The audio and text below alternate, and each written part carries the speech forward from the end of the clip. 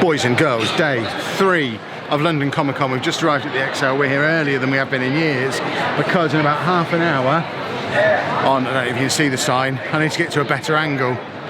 In about half an hour, whoop, creator stage, that's where we are. We're doing the panel. Sheepdog is currently in the toilet throwing up his guts because he's nervous. But we're excited and ready and raring to go. Cameraman, head cheerleader. It's going to be awesome. See? Come on, Kevin. Come on!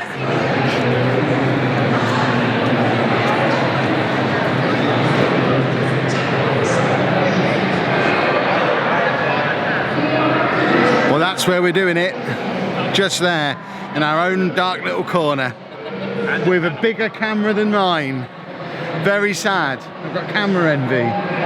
You lot are getting a little bit ahead of yourselves, aren't you? We were testing the mics. Testing. Good to go. Ladies and gentlemen, welcome to the Neurodiversity panel. Didn't even say that right. That's a good start, isn't it? The Neurodiversity panel here at MCM London Comic Con.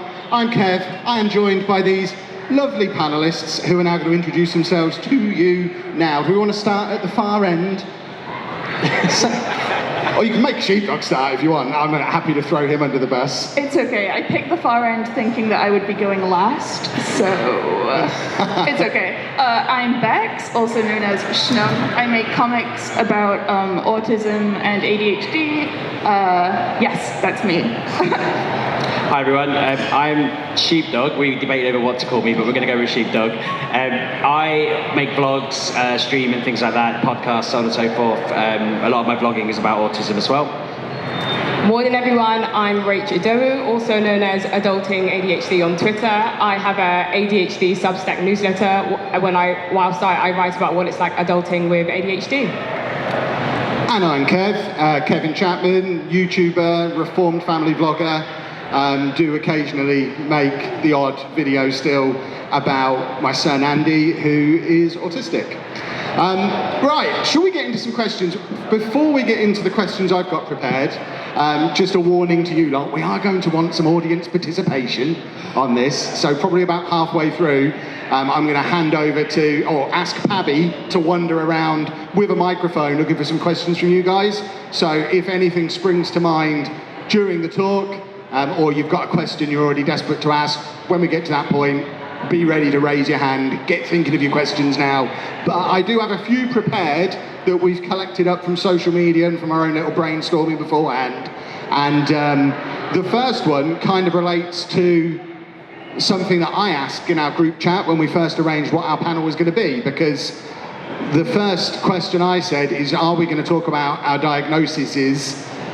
Because I don't have one, and I don't want people to riot that I'm on a neurodiversity panel and don't actually have a formal diagnosis or anything. I consider myself to be on the autism spectrum, but haven't actually been able to get a diagnosis yet. Yeah, I agree. Absolutely, and that's hopefully where we're going to get to. But I just wondered if, I mean, exactly that. What are your guys' thoughts on self-diagnosis compared to formal diagnosis? Because it is something that still seems to come up in my YouTube comments quite a lot. Okay, I'm gonna answer this. I think like a lot of us, I mean everyone on this panel at least agrees that self-diagnosis is 100% valid. Like it just is, especially in adults, because at least in the UK there's not really a lot of resources or anything for like autistic adults. It's kind of like, you know, you're not losing anything from being self-diagnosed. If anything, you get access to a community and like online resources that can really help you and develop like coping mechanisms and stuff like that. It's, I don't know, this is a hot take perhaps, but I think people who say it's not valid are wrong. So all four of us create content online or have quite significant social media presences, that kind of thing. So the question I wanted to ask you all is, what's it like interacting with an audience when you have a neurological condition that might complicate social interactions? Or equally, on the flip side of that, where your audience might, because we, by the nature of the content we create, probably attract a larger proportion of neurodivergent people in our audiences as well. I'd say, first of all, it's great knowing that there are people out there who are going through the same things as me. So it's great to have that community. So I was diagnosed last year, January, at the age of 26 with ADHD combined type. And it took me about 1 year and 6 months to get my diagnosis. And when you're diagnosed by the NHS, they give you appointments with a psychiatrist for 12 months. But then the pandemic hit, so all of my appointments were cancelled, and that was it. And I had no one to talk to about my newfound diagnosis. So I started a Twitter account and a Substack newsletter where I just asked a bunch of questions to people, and then lots of people were replying. It helped me to kind of understand myself and how my brain worked. And then in turn, it kind of made me kind of like do research on the different traits I struggled with, and then to tweet that to other people just so that they're aware. And when going back to your question, you said, how does it feel? Sometimes it's quite intense and it takes quite a lot of energy. So when I started tweeting in May, I had less than 200 followers, and now it's 41,000. And I tried to reply to everyone to the point where I started to burn out because it's impossible to reach everyone. We should probably try and relate in to the event that we're at a little bit. And I wanted to know your thoughts on neurodiverse characters and representation in TV, comics, movies. How do you feel about it? Who do you think is getting it right? Who's getting it wrong? And yeah, what do we think? Oh geez, I guess as the resident comic artist, this is kind of falling to me.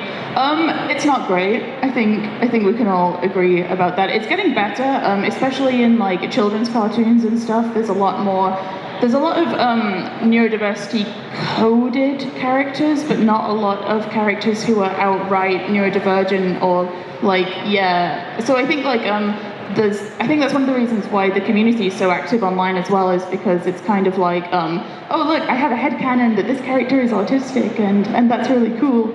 But it would be nice to see more overt representation that just doesn't seem to really be there. That next row there on this side, Pab. There's many hands. Use your initiative. There we go. Hi. I've got ADHD, and like I think my kids have it and things as well, but I wasn't diagnosed until I was 29. Now, one thing that I want to try and do is have almost a screening process between like primary school and high school. Not a, do this question, you definitely have this, and here's some medication. But more of a, if we can identify the people like myself who is combined, not bad enough that you're a problem for people, but bad enough you're a problem for you, that you can then give them the support and go, you maybe need to speak to a doctor about this, but in the meantime, we'll make these accommodations for you just in case. Do you think that would be something that would be worthwhile, or do you think it would be something that's just open up the gates for the NHS and every psychiatrist to come after me? I think putting my former teacher hat on, my immediate thoughts as you're saying it is, well, who's going to do it? Who's going to pay for it? How's that going to work? I think it would be potentially great. I've got 2 kids who are on the spectrum. I guess what I'd be interested in is your experience of kind of starting what you did, and any advice for, you know, teenagers or kids moving into kind of work who are on the spectrum to be a blogger or gaming or whatever it might be. Shall I take this one? Yes. I mean, for me, my obsessive tendencies really helped with getting into YouTube. I think the skill set you need to do YouTube and gaming really matches up really well with the kind of stereotypical, if you like, autistic profile as well, because it's a lot of work and you have to be able to do it obsessively for long periods of time. So I would encourage it if it's something they're looking into doing. They're trying to manage his anger issues. He's 14. We've been through to the doctor. They've told us it's going to be at least 2 years before we can get any diagnosis done. So that takes him past his GCSEs. So the question I've got is that we've got an option of going private. Would that be done sooner? But I think he might be low level. Would it help him to get the diagnosis, even though he may be judged to be low level on the spectrum? From a school perspective, I'm not sure how much use a private diagnosis would be. Ridiculous as it sounds, a lot of the schools that I've worked in don't really take private diagnosis seriously, which is absurd. I think it's just one of those things where you need to push it along as quickly as you can. If it's a thing that doesn't come in until he's 16, then at least it helps him at college. You need to get it, but I'm not sure what, if any, the benefit of a private diagnosis would be. I was going to say, I mean, you're right. I from what I understand, schools they told us with my youngest, with my son that was diagnosed, that they wouldn't take a private one seriously, which again is really irritating. But it might be worth looking at what they would be doing if he had one. And I don't think he would. Would they qualify for extra time in exams? I don't know whether. Potentially, it depends on the need. Yeah, if they could find a way to... I mean, the school should be working with you to find a way to get him what he needs, despite that. Hitting the end of our allotted time. So, as Sheepdog was saying before, if you have got any more questions, we're all available online. We're all going to be hanging around in the convention for a bit now anyway. Shall we tell people where to find us online? That's probably a good place to start. We can do. I post comics twice a week about ADHD, autism, mental health, and stuff like that on Instagram and Twitter under the handle Schnum, which is impossible to spell. It's SCHNUMN, and no one will remember that as soon as I stop speaking. Where can they find your book as well? Is it what row? Oh my god. Yeah, I'm in D21, just under where it says 12 in Artist Alley, if anyone wants an anthology about autism with over 40 autistic creators in it. So I'm on everything except Twitter as Sheepdog6K, and then on Twitter I'm inexplicably RB6K because it was shorter and easier to remember. So yeah, find me at RB6K. I'm Sheepdog Says on YouTube, where I talk about autism. And you can find me on Twitter at Adulting ADHD. And if you want to read some of my newsletters, it's adultingadhd.substack.com. And I will be hanging around the sides if anyone has any questions that they didn't manage to ask today. And for me, if you Google Kevin Chapman, ignore the guy who was once an extra in 24, and then that will be me, and you'll be able to find my YouTube, Twitch, Twitter, Instagram, all that good stuff. But thank you very much for joining us today. I did sneak a photograph of you while it was going on that I'm going to put on Twitter to show off how many people came. It is very cool. I'm classing this as standing room only again for the second convention in a row. Thank you for joining us, and sorry we didn't have more time. Tell the convention we need more time. Yeah, Do it. Thank you all. everyone. Thank you so much. Bye.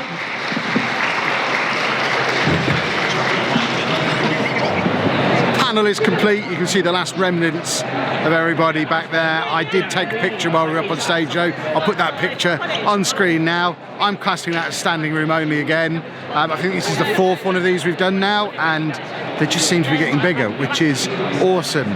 We want a more prominent slot, Comic-Con. It's opening time on Sunday. Get us on Saturday afternoon next time. Make sure we get the right one in the background. Just headed back to the stall of our co-panelist Bex, and we have picked up a copy of the anthology book she's put together. Sensory, Life on the Spectrum, 40 different autistic comic creators all involved in that. I think they're still available to buy via social media and stuff, so I'll link to the other guys who are on the panel down in the description to this video. If you want a copy of that, you can go check it out. I know there'll be some of you asking if and where you can watch the whole panel. My understanding is MCM are recording all the panels and putting them on their YouTube channel. Can you stop him? He's so loud, isn't he? So I'll try and link to that if it's already out. If that's not happening, I will try and get hold of the video, because I know they filmed it and recorded all of it. So I will try and find a way for you to watch it. But I think it's going to be on the MCM YouTube channel, like properly recorded with proper audio. Anna has found the potions that she saw on the way in on Friday again. So she's now going to grab herself some potions. I don't know what potion she's grabbing. I think she should grab loads. They've got a little cuff that you can load up with potions so that she can regenerate her health when she needs to. And she's just grabbing stuff. Meanwhile, Pabby has been to the Tintin shop and got himself loaded up with Tintin toys and a t-shirt. Thank you. Hello, what's your name? Millie. Millie, you're officially on the vlog. First Comic-Con, having a good time? Yes. Excellent stuff. See, that's what we like to see. Anna's found a beanbag to lie on. this is probably her for the rest of the day now. We are no longer in the convention. We are in fact at West Ham DLR station, just hanging out, having a good old time. Mainly because this is as far as the train that was leaving there came to. So we're now waiting for a train that can get us back to Stratford, where we're hoping to get some food, and Sheepdog insists on buying sweets as well. Do you want sweets? I like sweets. You're buying sweets as well? I'd like some. Apparently we're also buying sweets back at Westfield, but we are aware that West Ham are playing Spurs at the London Stadium this afternoon. It's happening right now, so we need to have concluded our business by full time of that game. Unless Spurs win, and then I'm just standing around going, "Oh, win the Spurs!" until I get stabbed. Yeah, that. So we want to have finished off before they finish us off.